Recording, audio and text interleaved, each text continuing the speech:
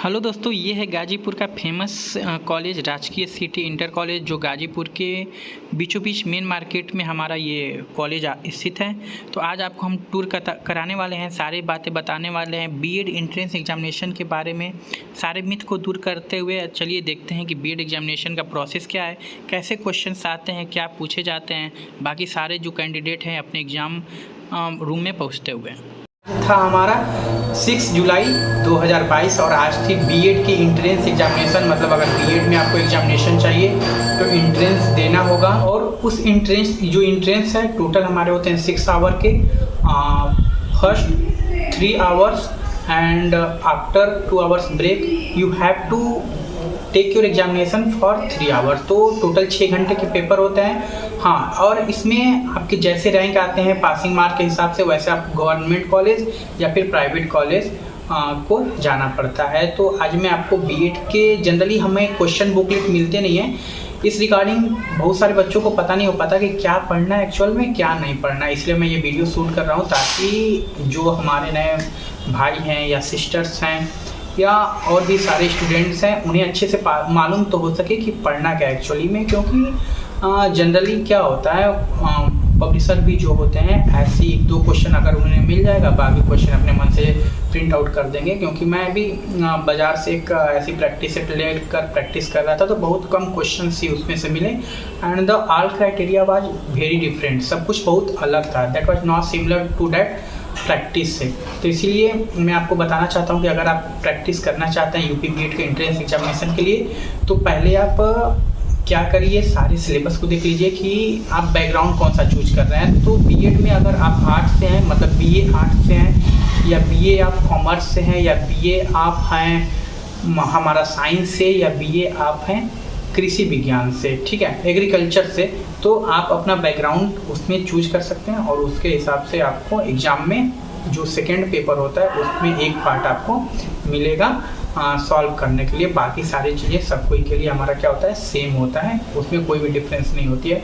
तो आज का जो पेपर था, जनरली आज के जो फर्स्ट पेपर थे जो 3 घंटे के थे, स्टार्टिंग में 9 to 12 PM, that was only based on my background was arts because I have completed my graduation in English honors and the other part of is Hindi public administration and so on other subject। so मेरा background arts का था, तो मैंने arts वाला choose किया था। तो उसमें कुछ क्वेश्चन सबके लिए कॉमन थे, बाकी क्वेश्चन कुछ डिफरेंट थे, आर्ट्स बैकग्राउंड के थे। तो आर्ट बैकग्राउंड्स में जनरली कुछ क्वेश्चन जो थे हमारे टीचर एप्टीट्यूड थे, कि मतलब टीचर को क्या करने चाहिए और क्या होना चाहिए। ज़्यादा क्वेश्चन नहीं थे, 2-4 क्वेश्चन इससे रिगार्डिंग थे। और कुछ क्वेश्चन हमारे हिंदी बैकग्राउंड के थे कि हिंदी का ये कब से शुरू हुआ, ये जो पीरियड है कब से शुरू हुआ, कौन से कवि को क्या माना जाता है, जैसे हिंदी में पाणिनि किनको जाना जाता है, ऐसे ऐसे क्वेश्चन करके हमारे थे। और कुछ क्वेश्चन हमारे जीके जीएस से, रिसेंटली वाले जितने जीके जीएस हो गए उससे रिलेटेड हमारे क्वेश्चन थे, ये थे फर्स्ट पार्ट में। ऐसे ऐसे कुछ क्वेश्चन करके आए थे। संधि विच्छेद आए थे, इस पर समास नहीं आया था। मैंने यूट्यूब पे बहुत सारा समास देख के गया था, लेकिन समास से रिगार्डिंग कोई क्वेश्चन नहीं आया था। हमारा था संधि से रिगार्डिंग, वो भी 1-2 क्वेश्चन थे। और पैसेज वैसेज कुछ नहीं था, पैसेज बेस्ड कोई क्वेश्चन नहीं था। तो इस भ्रम में मत रहिएगा कि पैसेज आएगा उसके ऊपर बेस्ड कोई क्वेश्चन आएगा, ऐसा कुछ नहीं था। एक आध ही हमें लग रहा है कि संधि विच्छेद होंगे और अलंकार से संबंधित क्वेश्चन थे। तो ऐसे कुछ क्वेश्चन करके थे। तो जनरली अगर आप नॉर्मली पढ़ के भी जाते हैं, हल्की सी भी प्रिपरेशन करके जाते हैं, अगर आप पहले अच्छे से पढ़े हुए हैं तो आप नॉर्मली कर लेंगे। हाँ, कुछ क्वेश्चन ऐसे होते हैं जो बहुत ही हिंदी बैकग्राउंड से आते हैं, मतलब ये काल में कौन से कवि थे, इन कवि को क्या जाना जाता है। तो इसके लिए आपको थोड़ा डीप नॉलेज लेना पड़ेगा, तो आप उसको कर पाएंगे। ऐसे आप 100 में 60-70 क्वेश्चन इजीली कर सकते हैं। ये तो हो गया पार्ट 1 के बारे में। पार्ट जो सेकेंड था, जो हमारा हुआ 2 से लेकर 5 बजे तक, उसमें 2 सेक्शन थे हमारे। जो फर्स्ट सेक्शन थे वो कॉमन थे, सबके लिए सेम था। और जो सेकेंड क्वेश्चन था उसमें कॉमर्स था, साइंस था, आर्ट्स था और हमारा एग्रीकल्चर था। इस पे बेस्ड हमारे क्वेश्चन थे, जो जिस बैकग्राउंड से होगा उसको वो बैकग्राउंड अपना सॉल्व करना था। क्वेश्चन बुकलेट में हमारा फिलअप करने वाला होता है सर्कल को, तो वैसे you have to fill the circle. तो ऐसे करके हमारे क्वेश्चन थे उसमें। तो जो फर्स्ट कॉमन पार्ट थे उसमें हमारे 50 क्वेश्चन थे और 50 क्वेश्चन हमारे बैकग्राउंड से थे, जो बैकग्राउंड से हम बिलोंग करते हैं। दैट में भी arts group, science group, commerce group और इट में भी एग्रीकल्चर ग्रुप। तो इसमें भी जो क्वेश्चन थे जनरली जो रीजनिंग के पार्ट थे, रीजनिंग से बहुत सारे क्वेश्चन थे, मैथमेटिक्स के क्वेश्चन नहीं थे, एक आध क्वेश्चन कोई थे वो भी इजी क्वेश्चन थे मैथमेटिक्स के, और कोई मैथमेटिक्स के क्वेश्चन नहीं थे।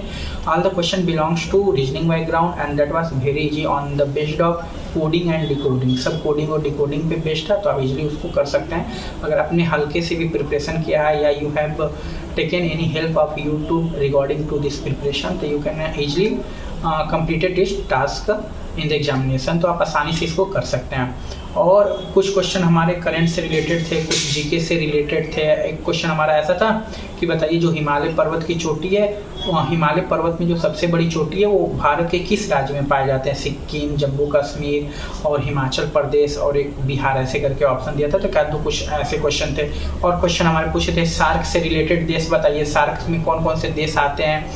ऐसे क्वाड में रिलेटेड देश बताइए, क्वाड में कौन कौन से देश आते हैं? ऐसे करके ऑप्शनल क्वेश्चन था, हमें पिक आउट करके OMR शीट में हमें पेस्ट करना था, मार्क करना था, ऐसे करके क्वेश्चन थे।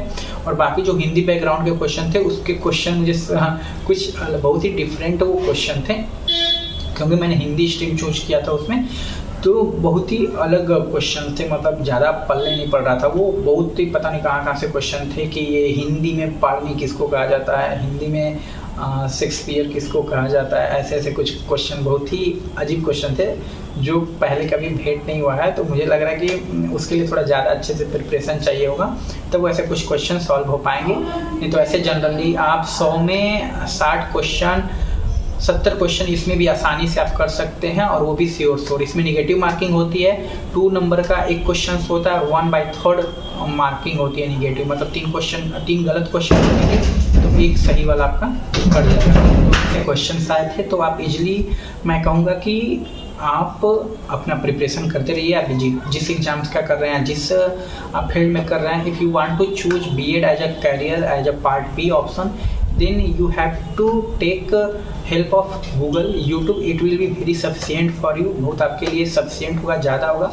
आप रेगुलर करंट अफेयर्स, उसमें बहुत सारे सर हैं, अच्छे अच्छे टीचर्स हैं जो YouTube पे पढ़ाते हैं, आप वहाँ से हेल्प लेके रेगुलर वीडियो देख के स्क्रीनशॉट लेके या छोटा छोटा जो इम्पोर्टेंट पॉइंट्स है उसको लेके आप अच्छे से नोट्स बना के याद कर सकते हैं। उतना इनफ है एग्जामिनेशन के लिए, किसी भी एग्जामिनेशन के लिए प्रिपरेशन कर रहे हैं तो।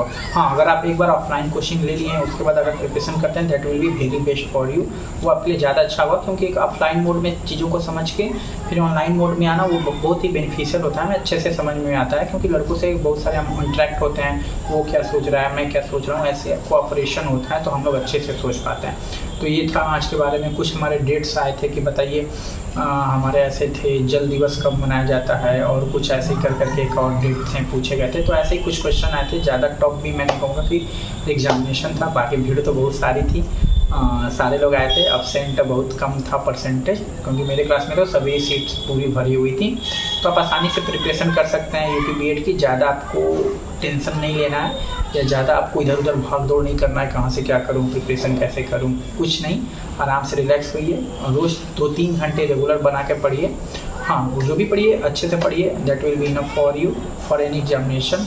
सो उम्मीद करता हूँ आपको सारे एग्ज़ाम से रिलेटेड जानकारी मिल गई होगी। और हाँ, आप ऑनलाइन एग्ज़ाम भरते समय आपको स्ट्रीम चूज करना होता है, आप किस स्ट्रीम से बिलोंग्स करते हैं, और आप सेंटर भी उसी समय चूज करेंगे कि एग्जामिनेशन सेंटर आप क्या चाहते हैं। आपको चूज करने का ऑप्शन आता है कि हमें नियरेस्ट क्या चाहिए, तो मैंने आपको शुरू में ही दिखा होगा, मैंने गाजीपुर डिस्ट्रिक्ट मेरा पड़ता है, तो मैंने वहाँ से अपना सेंटर चूज किया था।